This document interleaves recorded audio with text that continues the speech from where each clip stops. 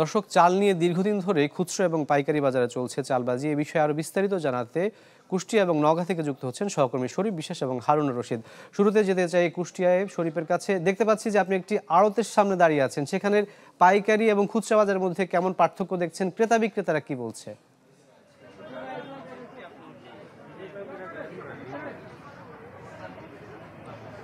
হ্যাঁ, রাখি এই মুহূর্তে রয়েছি কুষ্টিয়া, বিশেষ করে পৌর মার্কেট। সব রকম চাল কিন্তু এখানে বেচা বিক্রি হয় এবং আমরা যেটি দেখছি যে পর থেকে কয়েক দফা কিন্তু চালের দাম বেড়ে গিয়েছিল এবং এর ফলে যেটি হয়েছিল বিশেষ করে সাধারণ ক্রেতাদের মধ্যে একটা মানে অবিশ্বাস, যদিও আমরা দেখেছি গত 2 সপ্তাহ ধরে চালের বাজার স্থিতিশীল রয়েছে এবং আমি কিছুক্ষণ আগেও দেশের অন্যতম বৃহত্তম চালের মোকাম খাজানগর দেশবাসী জানেন এবং খাজানগরের মোকামে তারা ব্যবসায়ী চাল কল মালিক সমিতির সাধারণ সম্পাদক জয়নাল আবেদিন প্রধানের সাথে কথা বলেছি।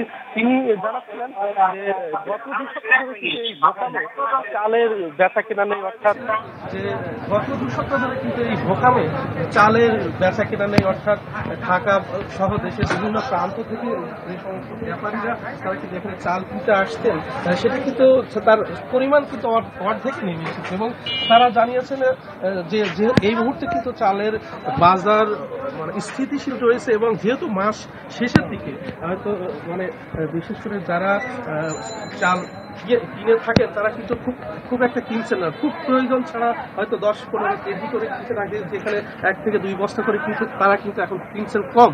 এবং একটি বিষয় একটু জানিয়ে রাখি আপনার মাধ্যমে যে বিশেষ করে সরকার যখন বিশেষ করে প্রায় 4 লাখ টন চাল কেনার সিদ্ধান্ত নিয়েছে দেশের বাইরে থেকে, এর কারণে কিন্তু চালের বাজার, বিশেষ করে মোকামের যারা ব্যবসায়ী তারা বলছেন যে চালের বাজার কিন্তু একটা স্থিতিশীল পর্যায়ে রয়েছে এবং এছাড়া আমরা দেখেছি যে ওএমএস কার্যক্রম চালুর যে সরকার যে সিদ্ধান্ত নিয়েছে সেই কারণে কিন্তু চালের বাজার আগামীতে নামতে পারেন বলেও এখানকার যারা পাইকারি ব্যবসায়ী এবং চাল কল মালিকরা কিন্তু জানিয়েছে।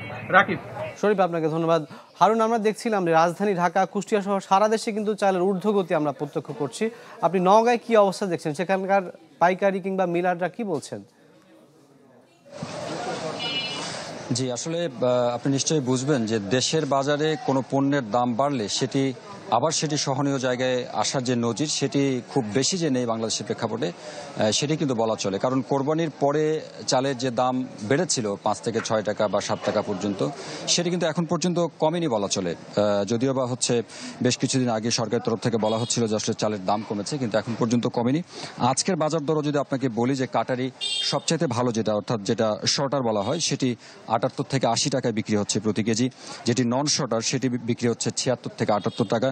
জিরা জাতের চাল যেটি ভালো সেই চালটি বিক্রি হচ্ছে 76 টাকা এবং স্বর্ণা যেটি সেটি বিক্রি হচ্ছে কিন্তু 58 টাকায়।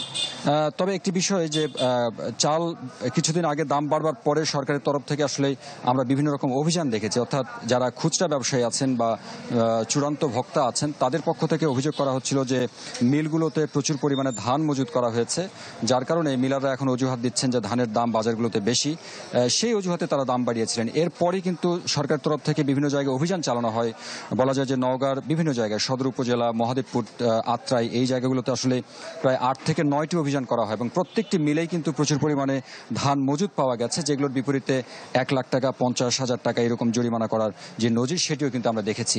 এরপরে বলা হচ্ছিল চালের দাম খানিকটা কমেছে 1 থেকে 2 টাকা, কিন্তু আজকের বাজার দর যেটা বলে যে আসলে এখন পর্যন্ত চালের দাম আগে যেটা বেড়েছিল সেটি আছে। আসলে চূড়ান্ত যারা ক্রেতা আছেন, ভোক্তা আছেন, তাদের যে অশান্তি অসন্তোষ সেটি তো আছেই, কারণ মূল যে দায়, মূল যেই দেনাটি সেটি তো তাদের ঘাড়ে গিয়ে পড়ে, যার কারণেই তারা বলছেন যে আসলে যত দ্রুত সম্ভব এই চালের দাম যদি আসলে সহনীয় পর্যায়ে না আনা যায় তাহলে যারা সাধারণ ভোক্তা আছেন, সাধারণ ক্রেতা আছেন, 5 কেজি অথবা 10 কেজি চাল আসলে কিনে খান, তাদের জন্য কিন্তু এটি খুব বড় একটি অসহনীয় ব্যাপার হয়ে দাঁড়িয়েছে।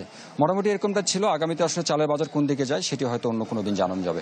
শিয়া বাটার ও ভিটামিন ই সমৃদ্ধ লিলি হালাল বিউটি সোপ, তারুণ্যময় উজ্জ্বল ত্বকের জন্য।